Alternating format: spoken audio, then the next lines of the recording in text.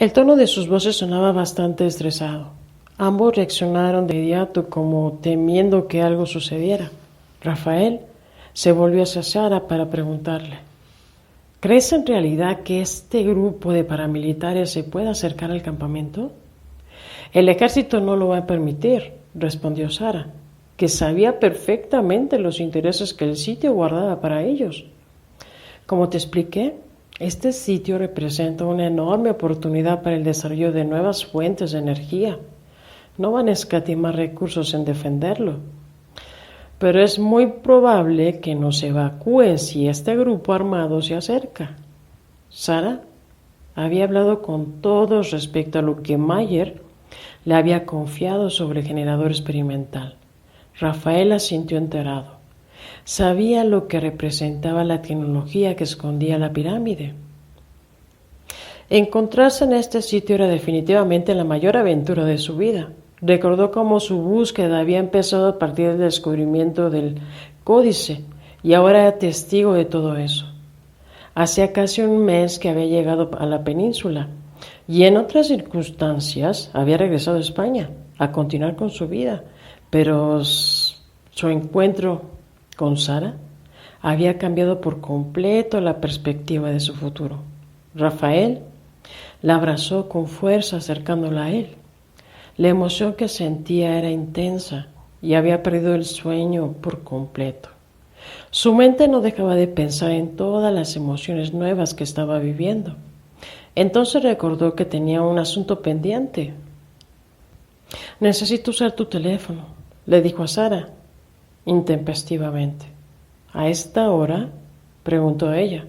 Rafael le explicó que había prometido a José y al Dr. Jensen ayudarlos a esclarecer la procedencia del códice. Necesitaba hablar con el curador Ponce, y ese era el horario ideal para hacerlo, pues en el viejo continente era temprano. Sara le enseñó el lugar donde ponía a cargar el teléfono satelital todas las noches. Rafael hurgó en los bolsillos de su pantalón y sacó una pequeña agenda donde guardaba sus números telefónicos. Tomó el aparato y marcó. Esperó un momento hasta que el teléfono dio línea. La secretaria del curador Ponce atendió la llamada. «Señor», le dijo, «el curador está ansioso de hablar con usted. Lleva días tratando de localizarlo». Alberto Ponce tomó la llamada y saludó con afecto a Rafael. «Rafael, qué suerte que llamas. Voy a ir directo al grano. Hace unos días que recibimos el informe definitivo de las pruebas de radiocarbono a las que fue sometido el códice. Los resultados son sorprendentes. Es preciso que investiguemos a fondo este descubrimiento». Rafael reaccionó extrañado. «¿Investigar a fondo?», preguntó él. Pensé que los primeros análisis habían determinado que se trataba de un documento antiguo original. ¿Qué más hay que investigar? Me temo que es un asunto complicado, respondió el curador. Los especialistas en el extranjero confirman los dibujos y la escritura como correspondientes a la notación numérica utilizada por la cultura maya, pero los laboratorios difieren de ese dictamen. «No entiendo», comentó Rafael. «Alguno de los dos debe estar equivocado. El problema radica en la datación del documento. Según los resultados de las pruebas de radiocarbono», continuó Ponce, «el códice muestra partículas de pigmentos que corresponden a diferentes fechas a lo largo del tiempo. Esas fechas abarcan miles y miles de años. Los laboratorios de Madrid realizaron infinidad de pruebas y enviaron muestras a Londres y Nueva York para cotejar los resultados. No existe ningún error, pero sí se ha destapado una enorme polémica en torno a la autenticidad de este documento. El Imperio Maya abarcó un periodo de tiempo de 3000 años como máximo. El códice revela una procedencia de más de 10.000. no puede pertenecer a su época. Sigo sin entender de qué se trata todo esto, se quejó Rafael. ¿Estás sugiriendo que se trata de una falsificación? El doctor se aclaró la garganta.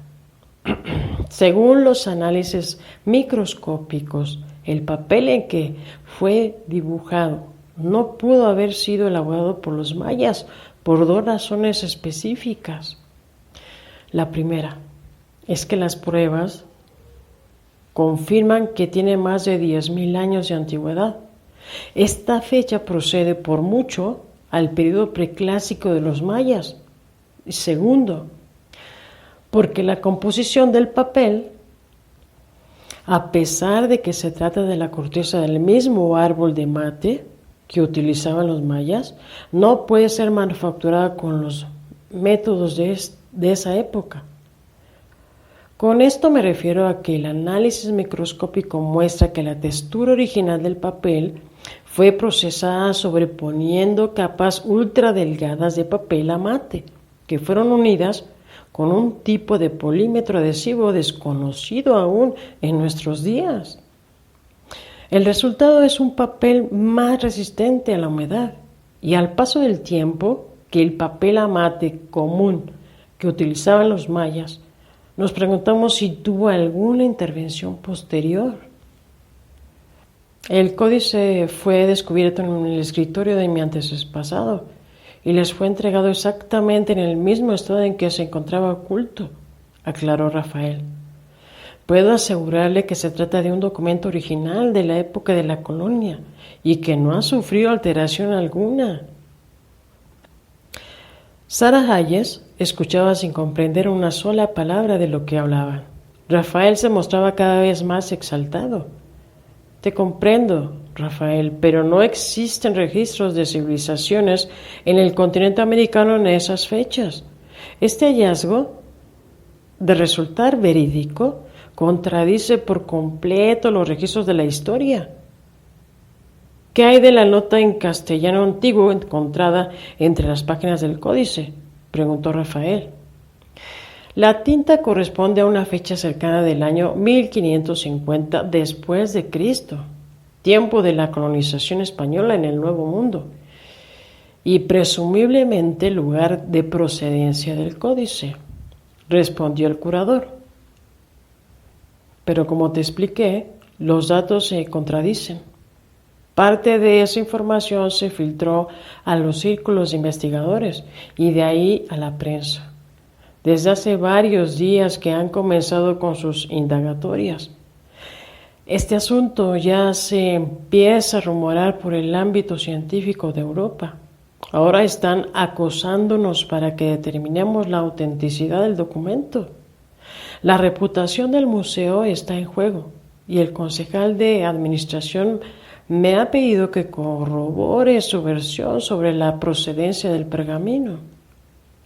No entiendo a qué se refieren, afirmó Rafael, extrañado. ¿Corroborar mi versión?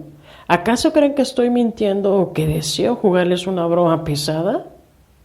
Les recuerdo que mi compañía diseñó los planos de remodelación del ala norte del museo sin cobrar un centavo. Siempre he tratado de contribuir de alguna forma u otra con el museo. ¿Cómo se atreven a insinuar semejante tontería? Es obvio que hay algo extraño aquí, pero no tiene nada que ver conmigo. A mí me parece muy extraño también, respondió Ponce. El problema es que la prensa está encima de nosotros y el museo no se atreve a hacer declaración alguna. Están exigiendo que mostremos el códice a los medios y el consejo tiene miedo de que se trate de una falsificación. Ahora yo estoy entre dos fuegos. Recibiendo presión por ambas partes, no tengo la menor idea de qué hacer. Lamento no poder ayudarlo más en este asunto. Solo puedo asegurarle que la versión de los hechos es tal. ¿Y cómo la conoce? El códice llegó a sus manos de forma inalterada, tal y como fue encontrado en el escritorio. Muy bien, entonces informaré al Consejo de Administración para que pidamos la opinión de otros expertos en la materia antes de emitir un comunicado de prensa. Rafael se despidió del curador con un semblante de consternación en el rostro. Sara lo observaba detenidamente mientras volvía a la cama. ¿Qué fue todo eso?, preguntó ella, que seguía intrigada con el asunto. No vas a creerlo, respondió Rafael, para luego revelarle el polémico descubrimiento tras los análisis del documento. Es un hecho verdaderamente extraño, exclamó Sara. ¿Dices que las pruebas aseguran que el códice tiene una procedencia de más de 10.000 años de antigüedad?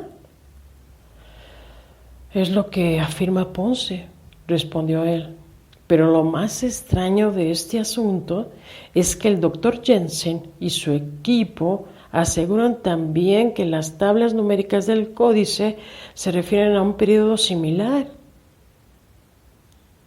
Sara meditó unos instantes sobre el asunto y comentó: esto sugeriría que el códice puede haber sido elaborado en el pasado remoto de la humanidad, al igual que la pirámide. ¿De veras crees que eso es posible?, preguntó Rafael. Sara le explicó que las pruebas de radiocarbono, aunque no eran 100% exactas, podían determinar con mucha precisión el periodo en que había sido elaborado el pergamino. Esos resultados, sumados a los datos contenidos en las tablas numéricas, sugerirían firmemente esa posibilidad. La ciencia basa sus conclusiones en análisis del material recuperado, continuó Sara. En la astrofísica, un fragmento de meteorito nos aporta datos concretos de los elementos que existen en el espacio exterior.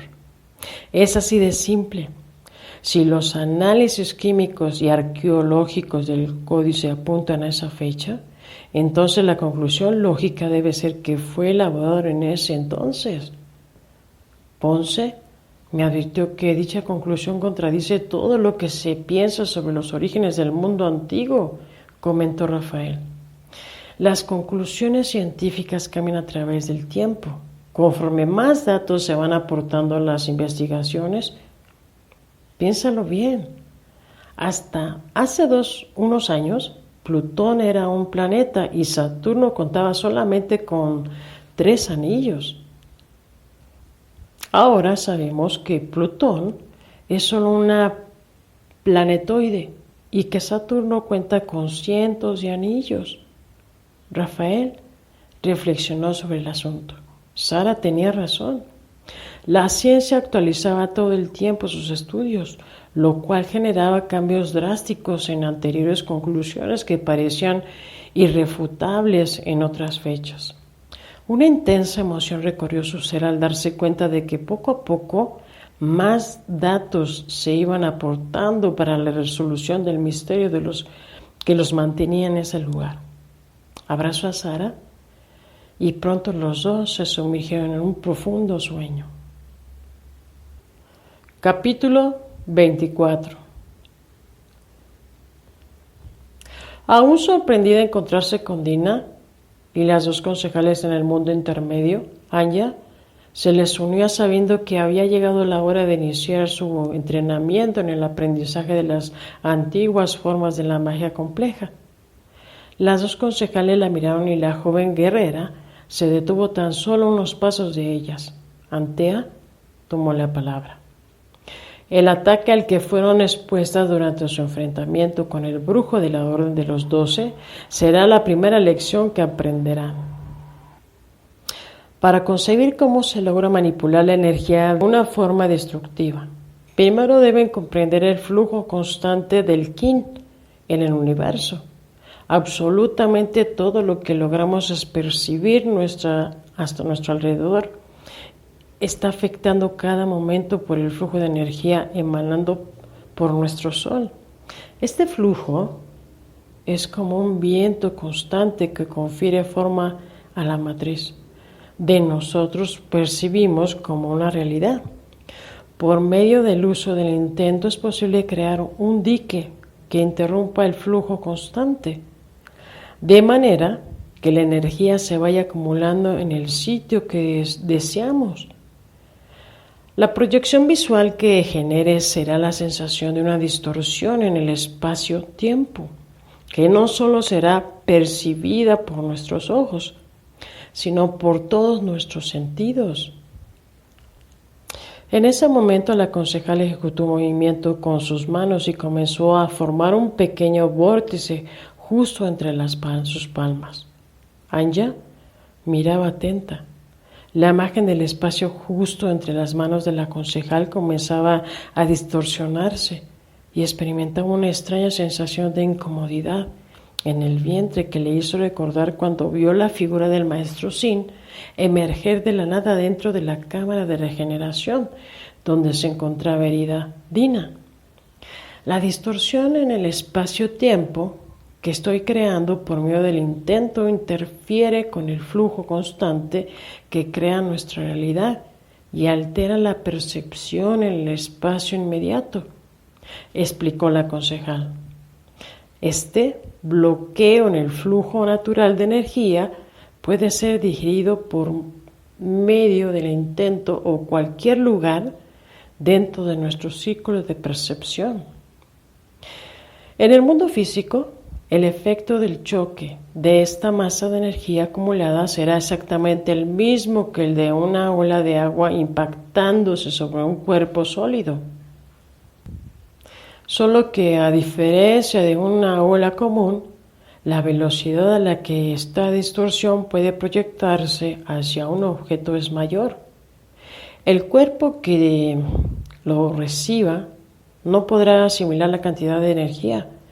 Por lo tanto, el efecto de choque le causará un daño irreparable. Si un ser vivo recibiera de lleno este tipo de impacto, su muerte sería fulminante. Al decir esto, la concejal empezó a formar entre sus manos una distorsión idéntica a la de Antea. Luego pronunció una palabra dirigiéndose la energía directamente hacia Anya. Ella no pudo reaccionar a tiempo y fue embestida por una fuerza que la hizo volar hacia varios metros hacia atrás y estrellarse contra una pared. Se levantó aturdida. Había sentido la fuerza del golpe tal como si lo hubiera recibido en su cuerpo físico. La única diferencia es que no la había dañado en lo absoluto. Se levantó de su lugar, miró a la concejal Kai en actitud retadora y le dijo: ¿acaso era necesario hacer eso? Lo era, le respondió la concejal. Un instante de distracción en todo lo que necesitas para que estos brujos acaben con tu vida. Estoy segura de que la próxima vez estarás más atenta a mi ataque. En el mundo intermedio, el flujo de la energía de Kin es infinitamente mayor que en el mundo físico, explicó Antea a Anya, que se había puesto en guardia. Nuestro cuerpo energético es mucho más poderoso y maleable. Un impacto de este tipo solo le causará un gran molestia, como lo acabas de comprobar. Al decir eso, comenzó a formar de nuevo el vórtice con sus manos para luego usar su voz y dirigirlo esta vez contra Dina, que observaba con atención todo lo que la concejal hacía. La masa de energía salió disparada en su dirección a una velocidad increíble, pero Dina voló hasta el otro lado del salón evadiendo el ataque. La concejal Kai observaba con atención. Esa es la forma de evitar el ataque, le dijo la concejal Kai. Pero en el mundo de todos los días tu cuerpo no puede realizar ese tipo de acrobacias. Ahora aprenderán una forma más efectiva de repeler un ataque de ese tipo. Kai le pidió a Dina que juntara sus manos y concentrara todo su intento en detener el flujo normal de energía del King justo entre sus palmas. Dina comenzó a concentrarse y poco a poco una distorsión visual se fue formando entre ellas. Ahora utiliza tu voz para dirigir la energía contra la concejal Antea, le ordenó. Dina titubeó por un instante y luego pronunció una palabra dirigiendo la masa energética en contra de la concejal. Esta simplemente extendió su mano al frente pronunciando una palabra que hizo que la masa energética se impactara contra de la misma Dina, haciéndola volar por los aires. Anya estaba sorprendida. La concejal parecía no haber hecho esfuerzo alguno para lograrlo. El intento para desviar este ataque funcional con conocer las propiedades del gran campo supremo, explicó Kai, caminando hacia Dina y ayudándola a incorporarse. Particularmente lo que llamamos entrelazamiento del universo. Esta propiedad del gran campo supremo hace que el momento de crear el dique y el flujo constante de la energía, todo el espacio alrededor de éste se vea afectado y luche por restablecer su equilibrio. De la misma forma que si desviáramos el cauce de un río, explicó Antea, el lecho habitual se secaría y el nuevo rumbo de la corriente de agua destrozaría todo a su paso para crear uno nuevo. Exactamente, comentó Kai. No se puede interrumpir el flujo constante de energía sin alterar el estado normal del espacio inmediato a él. Es necesario que comprendan esto antes de que intenten utilizar el poder de la magia compleja. Anya y Dina miraban inquietas a las dos concejales. Comprendían perfectamente lo que decían, mas no alcanzaban a entender de qué medio se había valido Antea para frustrar el ataque de Dina. Para detener el ataque de Dina, todo lo que hice fue liberar la energía que ella estaba deteniendo con su intento, explicó la concejal Antea. Liberar el flujo normal de la energía es más fácil que interrumpirlo y requiere de un intento simple, solamente que para llegar a comprenderlo, primero hay que dominar su lado opuesto, o sea, primero deberán aprender a interrumpir el flujo de energía para luego comprender cómo liberarlo. Anya y Dina estuvieron practicando decenas de veces el intento para interrumpir el flujo de energía y luego dirigirlo hacia blancos fijos y móviles. Poco a poco se fueron familiarizando con la extraña sensación que producía este tipo de magia en sus cuerpos. Kai les explicó que esta sensación era la clave para entender cómo restaurar el flujo de energía normal. La sensación alertaba a sus cuerpos sobre un desequilibrio en el espacio inmediato y a través de ella comprenderían el intento que restablecería el orden natural. La fuerza que restaura el flujo constante de energía es mucho más poderosa que aquella que lo altera, explicó la concejal Antea. Pues cuenta con el apoyo del orden natural del universo, al igual que un río que busca conducir su corriente por su cauce natural.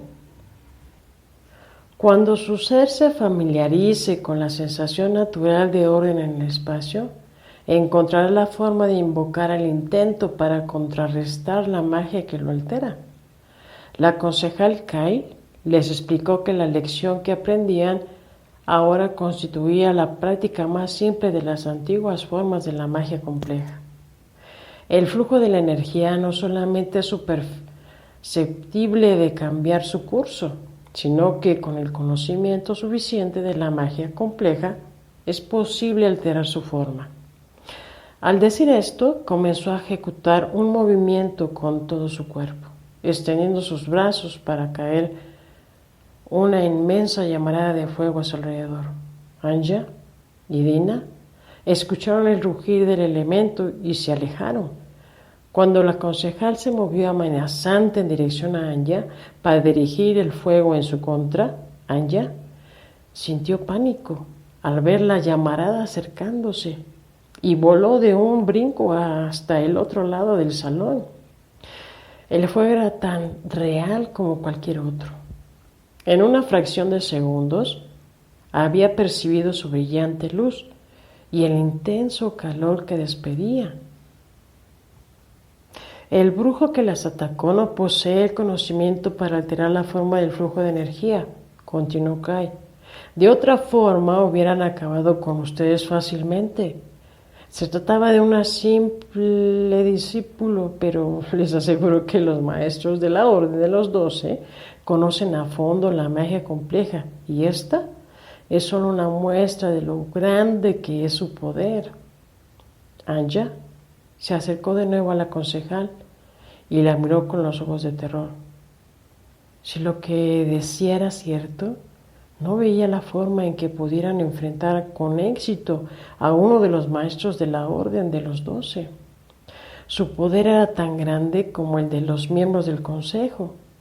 Su poder no es tan grande como el nuestro, Anja, respondió la concejal Antea, que podía escuchar sus pensamientos. Pero sí es muy superior al que tienen ustedes ahora. Tarde o temprano se le revelarán ante nosotros. Cuando llegue el momento, nosotras dos nos encargaremos de protegerlas a ustedes. La concejal volvió a poner a prueba su intento de contrarrestar la magia. Y tras varios intentos fallidos, Dina y Anja comenzaron a comprender la forma de lograrlo. Antea observaba complacida la habilidad que ambas mostraban. De repente, Anja se detuvo para preguntarle: ¿cómo vamos a reproducir esta enseñanza en el mundo de todos los días? Me parece que aquí en el mundo intermedio es mucho más fácil lograrlo. Así es, respondió Antea. Su éxito dependerá del poder de su intento. Para incrementar ese poder deberán practicar esta técnica incesantemente hasta que consigan dominarla. La concejal se acercó a ellas y les dijo que había llegado el tiempo de evacuar a los refugiados. Anja comprendió que era momento de despertar y dirigió su conciencia a su habitación. Empezó a recobrar el sentido de encontrarse en el mundo físico. Las luces de su habitación estaban apagadas y a través de la ventana pudo ver que seguían siendo la de noche. Salió hacia el balcón y contempló el cielo estrellado sobre la hermosa capital de su nación. Al norte se podían apreciar los puertos de embarque que las naves intercontinentales. Decenas de ellas ya se encontraban ahí. Habían llegado silenciosamente durante la noche. Anja las observó atónita. Nunca antes había visto tantas juntas. Miles de personas entraban al complejo para empezar a ser evacuadas en ese preciso momento. No había tiempo que perder. Contempló de nuevo la ciudad y supo que quizás nunca volvería a verla de nuevo. Un sentimiento de nostalgia invadió su corazón mientras regresaba a su habitación a vestirse de traje de combate.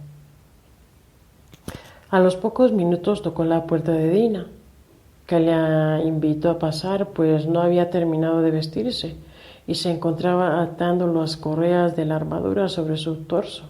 Anja la ayudó y pronto bajaron hacia los jardines centrales, rumbo al complejo científico, como habían acordado con el maestro Sin. Miembros de la guardia custodiaban la larga fila de refugiados en su camino hacia los puertos de embarque. Oren y Dandu se encontraban observando desde la entrada.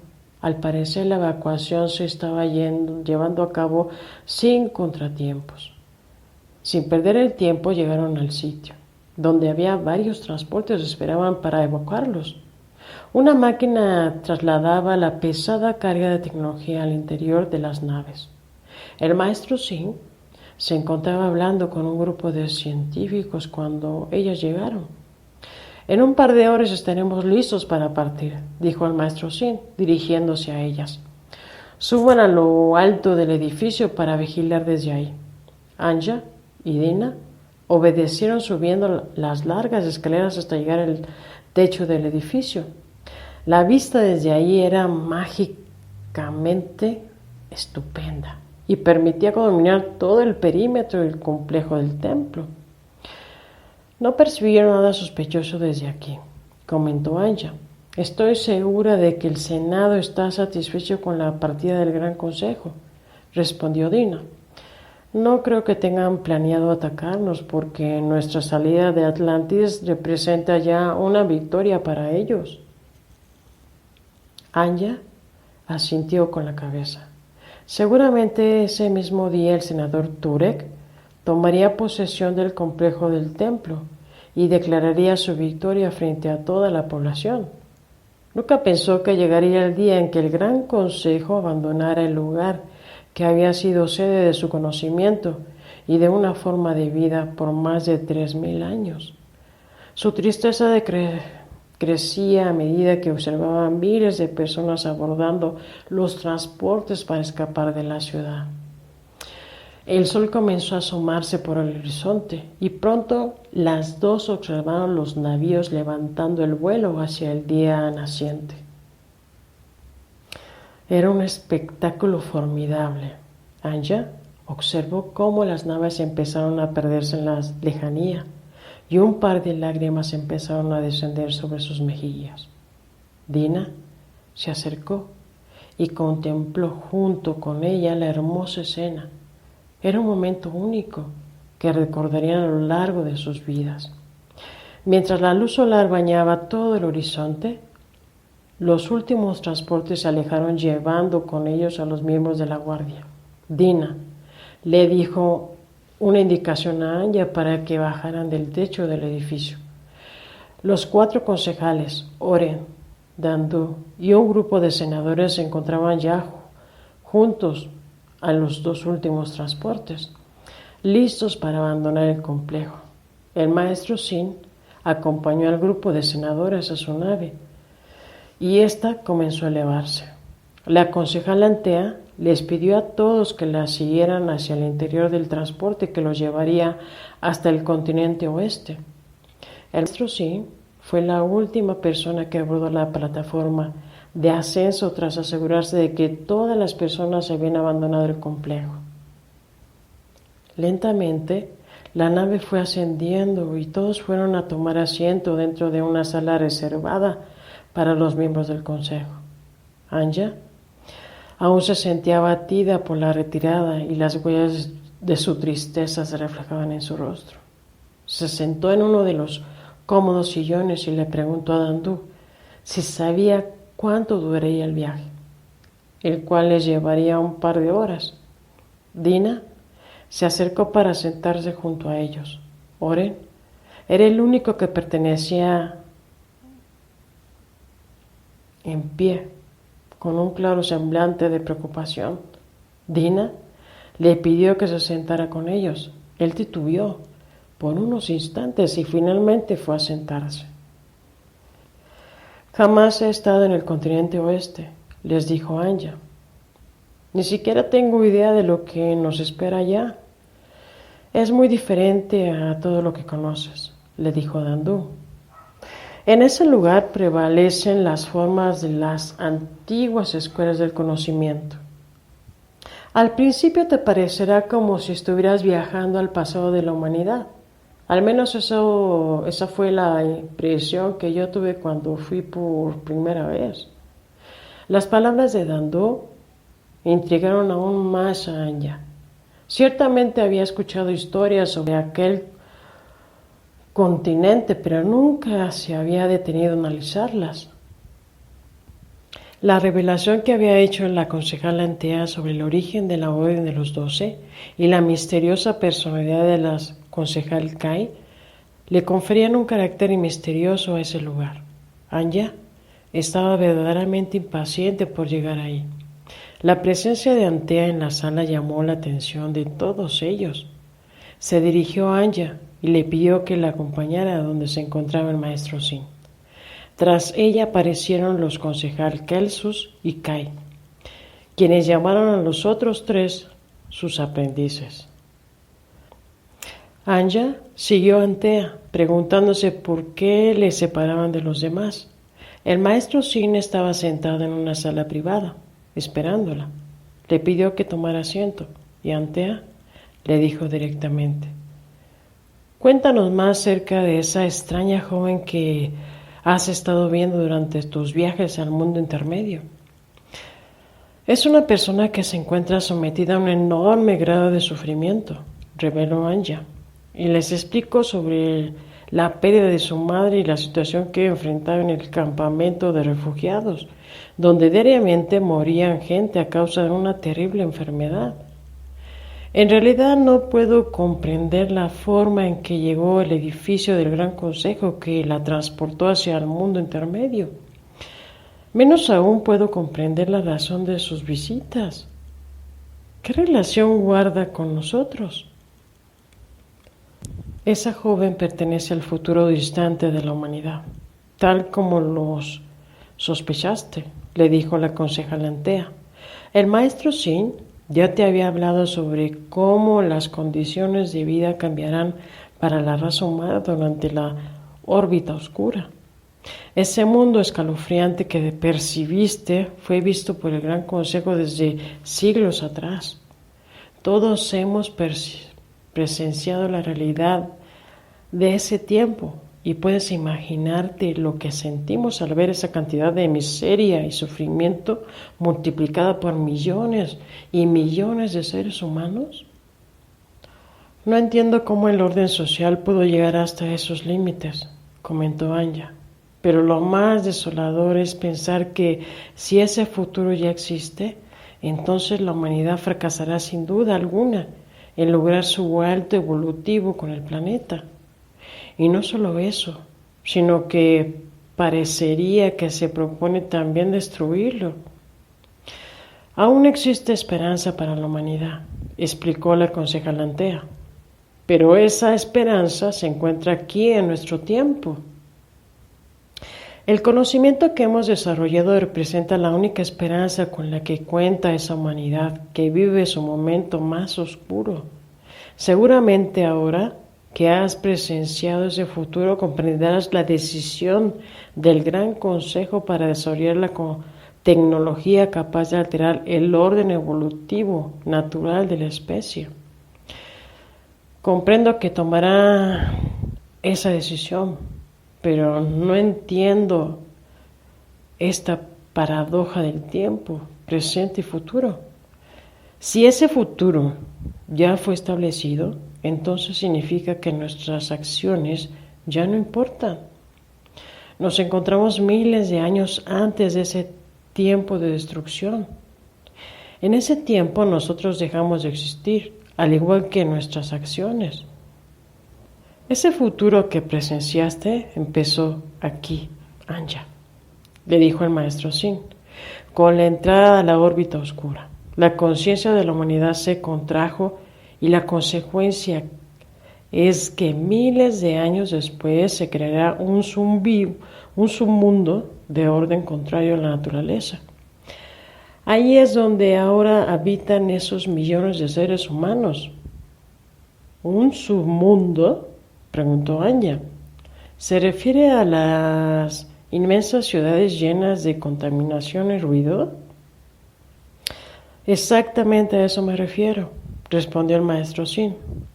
Al destruir el ecosistema natural y crear esos grandes centros urbanos de metal y concreto, el ser humano no solamente afectó los patrones climáticos del planeta, sino el flujo natural de la energía del Yin. En esa línea del espacio-tiempo. Sinceramente no lo comprendo, maestro, se quejó Anja. Está hablando del futuro en tiempo pasado y además no entiendo cómo el ser humano puede alterar el flujo de la creación. Ese tipo de cuestiones sobrepasan mi inteligencia. El intento sumado de millones de personas es más poderoso de lo que puedes imaginar. Antea y Kai te mostraron hace tan solo unas horas cómo alterar el flujo de energía del Yin por medio del intento. Además, te explicaran lo que sucede cuando destruyes un bosque o alteras el cauce de un río. Todo el flujo armónico de energía que debería estar emanando a través de la matriz del gran campo creador se ve perturbado y lucha por retomar su curso. Al perturbar este flujo de energía, el ser humano de ese tiempo interrumpió inconscientemente el flujo natural de su evolución. Como consecuencia, al creer esos grandes centros urbanos comenzó a modificar la percepción de la realidad dentro de su espacio-tiempo. El resultado de esas perturbaciones lo experimentan a nivel de la conciencia colectiva de la especie y ahora le resulta imposible percatarse de ello. El bloqueo que creó en el fluir armónico de la energía del kin altera la forma de su conciencia, percibe al mundo que los rodea. Su percepción de la realidad no puede ser la misma dentro de un sistema natural que dentro de un sistema alterado. Esto es tan simple como percibir la armonía y la desarmonía. Un cuerpo vivo o un cuerpo sin vida que se descompone con dos percepciones completamente distintas de la realidad. ¿Lo comprendes ahora? Estoy tratando de comprenderlo, dijo Anya, imaginándose un cuerpo en descomposición. Definitivamente que transmitía una imagen muy diferente a uno radiante y lleno de vida. Los seres humanos de ese tiempo perciben una realidad distinta a la que tú y yo percibimos. Ellos no se dan cuenta de que la perturbación del flujo de la energía del kin que están creando los están destruyendo desde el interior de su conciencia. Este bloqueo les impide percibir la luz divina de la conciencia depositada en cada uno de nosotros. El flujo natural crea y sustenta vida alrededor de nuestro planeta. Pero ese flujo natural fue sustituido por ellos. Donde ahora se encuentran esos grandes centros urbanos, hubo antes millones de seres vivos evolucionando por acción del eterno giro del kin. Anya se encontraba cada vez más confundida con la explicación del maestro Shin. Para ella era simplemente impensable que esos seres humanos percibieran una realidad diferente a la suya. ¿Cómo es que perciben ellos la realidad de forma tan distinta a nosotros?, preguntó Anya. La percepción de la realidad no es solamente nuestro campo visual. Eso tú lo sabes. La percepción siempre está acompañada de sensaciones que nuestra conciencia identifica de inmediato. Las sensaciones provienen de las emanaciones del kin que nuestros ojos no pueden percibir, pero sentimos que están ahí. La realidad que ellos perciben es como un mundo caótico, en descomposición, donde no pueden encontrar el sentido de su existencia. Entiéndelo de esta forma. Sería imposible apreciar la grandeza de la vida si siempre estuvieras contemplando materia muerta. ¿Cómo podrías valorar la existencia de millones de seres conscientes en el estado evolutivo si vieras encerrado entre muros de piedra todo el tiempo? Para expandir su conciencia debes dejarte llevar por el flujo natural de energía. Continuó la explicación. Este flujo representa la diversificación de millones de formas de vida en constante evolución. Al alterar el flujo constante del kin de esa forma tan radical, los centros urbanos se convierten en formas de prisión para la conciencia. La mente del ser humano queda atrapada dentro de su propia creación, de un submundo artificial que existe dentro de uno natural que está siendo destruido. Las implicaciones de este hecho son mucho mayores de lo que te imaginas, pues la conciencia colectiva de la especie se estanca en lugar de crecer. El asombroso viaje de aprendizaje que llamamos vida se convierte en uno muy diferente de dolor y sufrimiento a consecuencia de la apreciación constante de esta perturbación. La concejal Antea intervino en la conversación. Los sabios de la antigüedad llamaban a este tipo de creación las casas del tormento del reino de Xibalba. No es la primera vez que la humanidad perturba el flujo de la creación. En este tipo de lugares, los seres humanos sufrían y eran atormentados a consecuencia de las alteraciones del flujo del Qin.